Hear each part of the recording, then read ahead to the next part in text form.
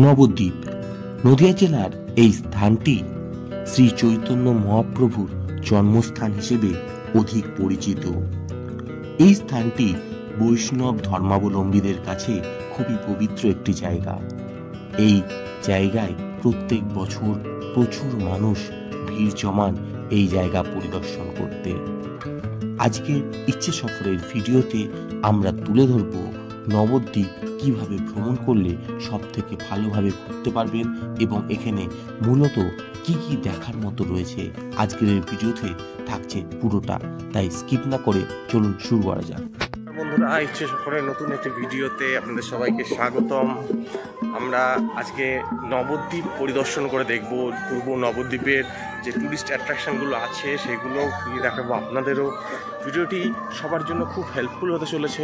আপাতত আমরা দাঁড়িয়ে রয়েছি বিষ্ণুপ্রিয়া স্টেশন এবং সেখান থেকে টোটো করে আমরা চলে যাব নবদ্বীপ। আমরা রাস উপলক্ষে এসেছি, বেশ ভিড় রয়েছে স্টেশনে। তো চলুন শুরু করা যাক। এখান দিয়ে আজকে আমাদের ভিডিওটা শুরু করছি। এই হলো বিষ্ণুপ্রিয়া হল্ট। আমরা নেমেছি 2 নম্বরে। এবার 1 নম্বর দিয়ে বেরিয়ে টোটো ধরবো এবং নবদ্বীপ ধামের দিকে প্রবেশ করব। এই 1 নম্বর দিয়ে বেরিয়ে এই টোটো স্ট্যান্ড রয়েছে, এখান দিয়ে বেরিয়ে নবদ্বীপ ধামের দিকে প্রবেশ করব। 15 টাকা করে ভাড়া নেবে। স্টেশনে ভালোই ভিড় রয়েছে রাস উৎসব উপলক্ষে। আমাদের প্রথম গন্তব্য ধামেশ্বর মহাপ্রভুর শ্রীমন্দির। নবদ্বীপের এই মন্দিরেই নিত্য পূজিত হন বিষ্ণুপ্রিয়া দেবী সেবিত মহাপ্রভুর মূর্তি। কথিত রয়েছে যে মূর্তি বিষ্ণুপ্রিয়া দেবী নির্মাণ করান চৈতন্যদেবের জীবিত কালেই। সন্ন্যাস গ্রহণের পর চৈতন্যদেবের সঙ্গে বিষ্ণুপ্রিয়া দেবীর আর কখনোই দেখা হয়নি। কথিত আছে বিরহ কাতর বিষ্ণুপ্রিয়া দেবী স্বপ্নাদিষ্ট হয়ে চৈতন্যদেবের একটি মূর্তি নির্মাণ করান। সেই বিগ্রহের সেবা পুজো নিয়েই তিনি বাকি জীবন কাটান। চৈতন্যদেব 1510 খ্রিস্টাব্দে সন্ন্যাস গ্রহণ করেন। এর 3 বছর পর 1513 সালে নির্মিত হয় ওই মূর্তি। বলা হয় যে নিম গাছের তলায় তার জন্ম হয়েছিল সেই গাছের কাঠ দিয়েই তৈরি হয়েছিল চৈতন্যদেবের সেই দারু বিগ্রহটি।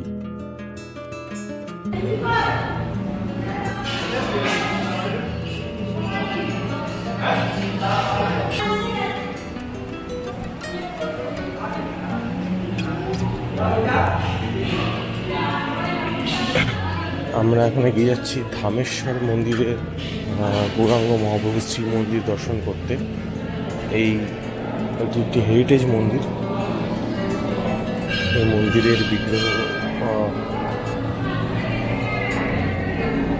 স্বয়ং বিষ্ণুপ্রিয়া দ্বারা পূজিতা।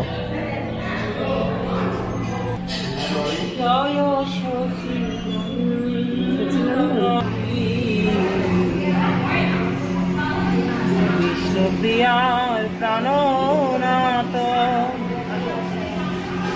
নদী বিহারী।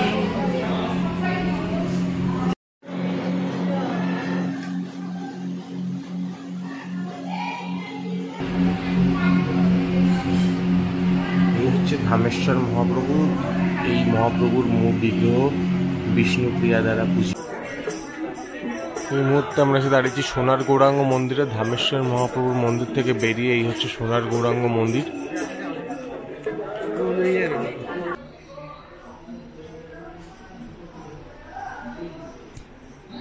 এই হচ্ছে সোনার গৌরাঙ্গ।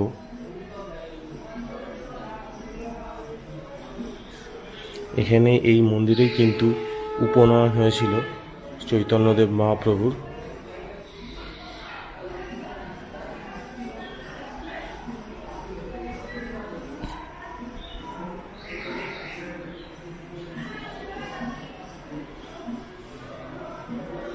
এই রয়েছে সোনার গৌরাঙ্গ এবং তার পুরো পরিবার।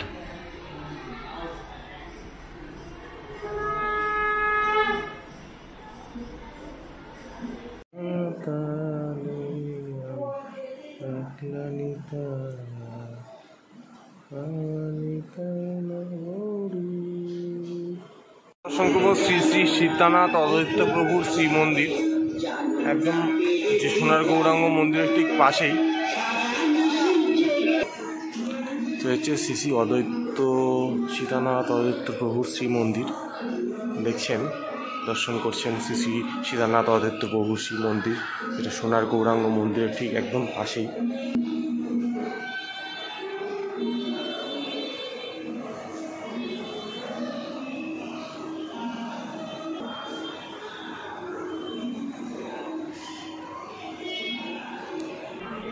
এবার আমরা আছি শ্রী শ্রী নিত্যানন্দ মিলন মন্দির। তো এই হচ্ছে যেটা হচ্ছে সীতানাথ অদ্বৈত প্রভু শ্রী মন্দির, পাশেই রয়েছে সোনার গৌরাঙ্গ মন্দির, আর ঠিক একদম পাশেই অপোজিট গলিতে রয়েছে নিত্যানন্দ মহাপ্রভু ও জগাই মাধাই উদ্ধার মন্দির।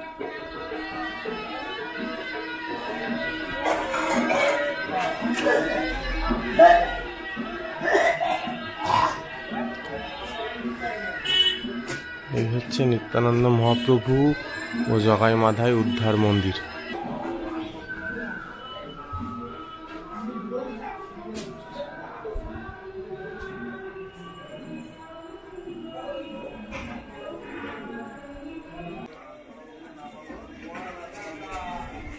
সোনার গৌরাঙ্গর ঠিক পাশেই রয়েছে শ্রী শ্রী বিষ্ণুপ্রিয়া মন্দির, শ্রী শ্রী গুপ্ত বৃন্দাবন ও গুরুকুঞ্জ। কত প্রাচীন দেখতে পাচ্ছেন, এই যে বিল্ডিংটা অনেকটাই প্রাচীন। তো আমরা এখন ঢুকবো শ্রী শ্রী বিষ্ণুপ্রিয়া মন্দিরে।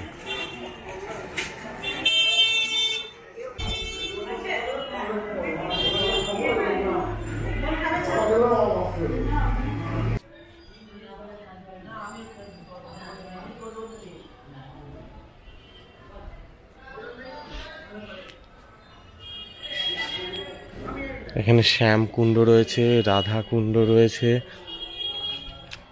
তো এই হচ্ছে বিষ্ণুপ্রিয়ার যে মন্দির, এখানে বিষ্ণুপ্রিয়ার বংশধররা বসবাস করে এবং সব জায়গায় কিন্তু চৈতন্য মহাপ্রভু বিষ্ণুপ্রিয়া পূজিত হন।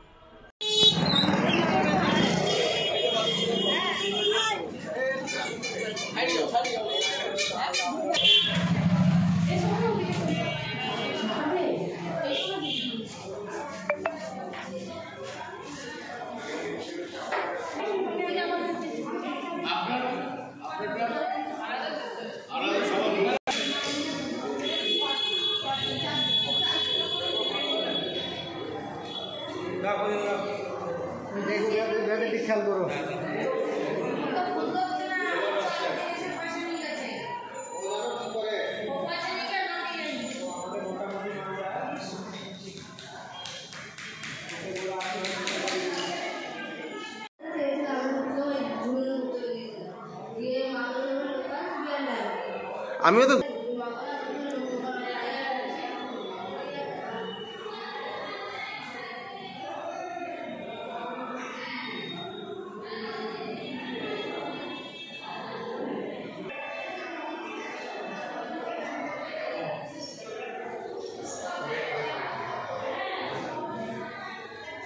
শিবাসঙ্গন রোডে দেখলাম সোনার গৌরাঙ্গ, প্রাচীন সোনার গৌরাঙ্গ যেটা।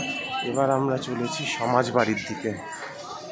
নবদ্বীপের অন্যতম আকর্ষণ সমাজবাড়ি।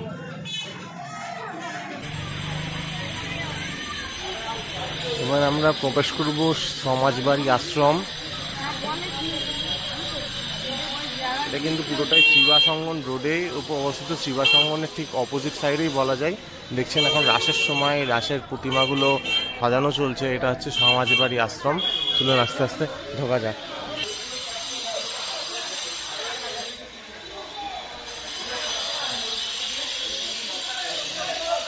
এখন আপনারা দুপুরের প্রসাদ গ্রহণ করতে পারেন।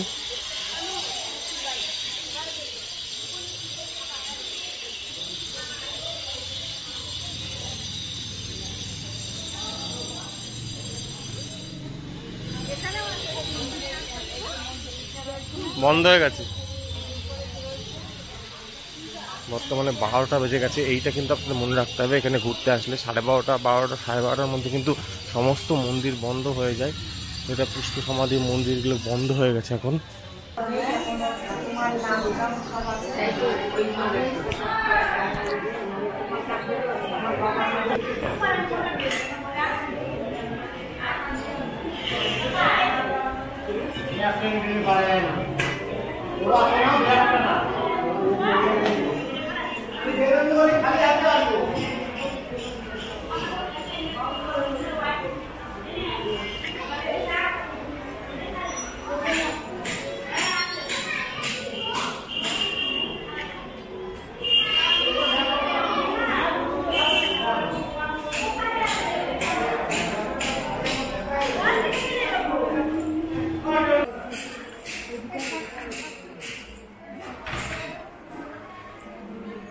তবে না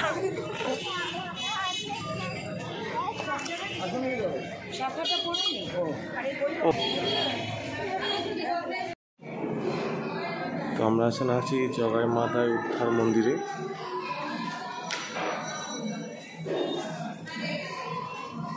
10 টাকা মাথা পিছু দিয়ে এই মন্দিরে ঢুকতে হয়।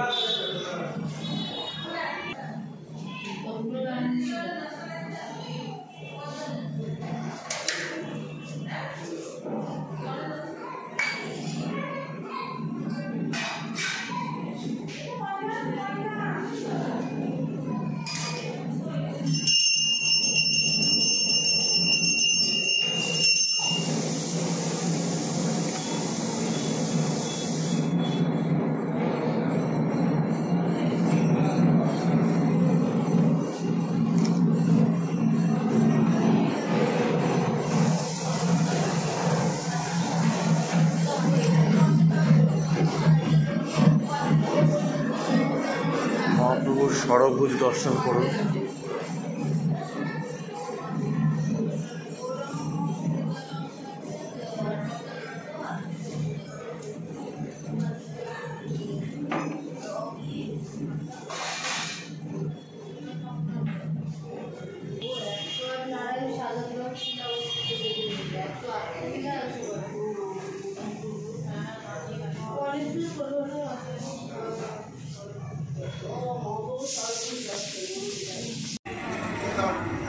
কোষ্ঠকাঠিন্য হয়েছে।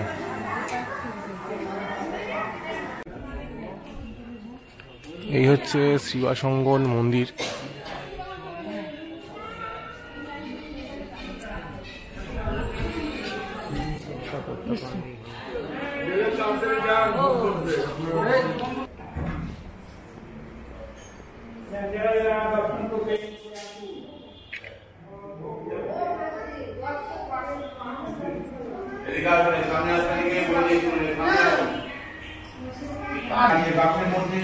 এটা গৌরাঙ্গ মহাপ্রভুর চরণ। এই চরণ স্পর্শ করিয়ে শিবাস্পন্দিতে মরাঠি থেকে বাঁচিয়ে কথা বলিয়েছিল, সেই চরণ। আর ওই যে এটা 1 মাস 2 মাস থাকবে এই চরণের তুলসী প্রসাদ। যদি কারো ইচ্ছা থাকে বাড়ির জন্য শুকনো মিঠাই নিতে পারেন, তাড়াতাড়ি করবেন, বন্ধ হবে।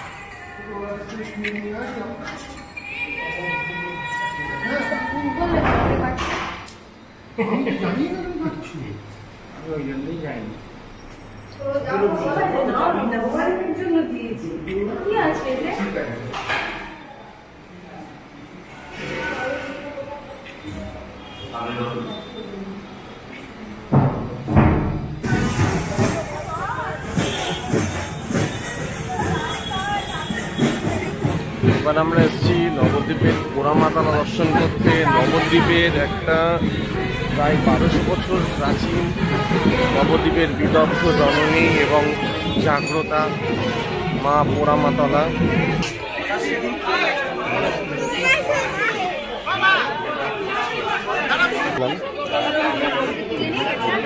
দেখছেন এখানে পুজোর ডালার অনেক দোকান রয়েছে, আপনারা পুজোর ডালা এখান থেকে নিতে পারেন। প্রসাদের জন্য যা দরকার সেগুলো কিন্তু আপনি এখান থেকেই নিতে পারেন।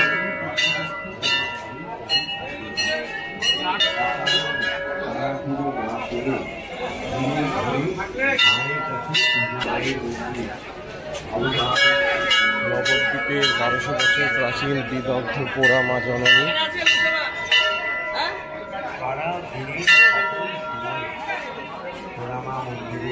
পুজো নিবেদন করতে পারে। এবার ব্যবস্থা আছে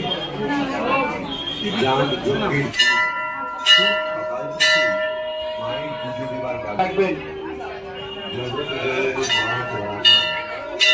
ধূপকাঠি মোমবাতি জ্বালিয়ে কেউ মন্দিরে ঘোরাফেরা করবে না এবং ওই অবস্থায় পুজো দেওয়া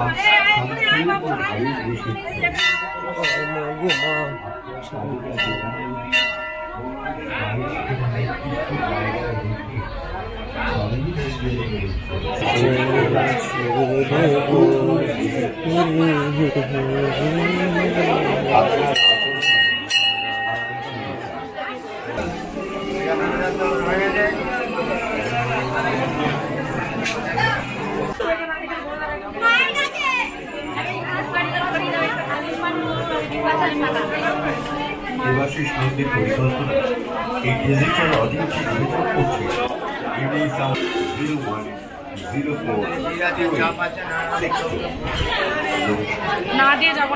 সমাগম রয়েছে, প্রত্যেক দিনই কিন্তু থাকে। এখন রাস পূর্ণিমা উপলক্ষে আরও ভক্ত সমাগম রয়েছে।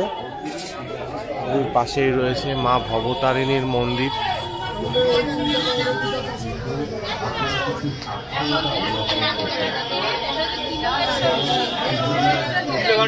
এক বহু প্রাচীন অশ্বত্থ গাছ, এক বহু প্রাচীন বট গাছ এই পোড়া মাকে ঘিরে রয়েছে, আঁকড়ে ধরেছে। এই হচ্ছে মা ভবতারিণী।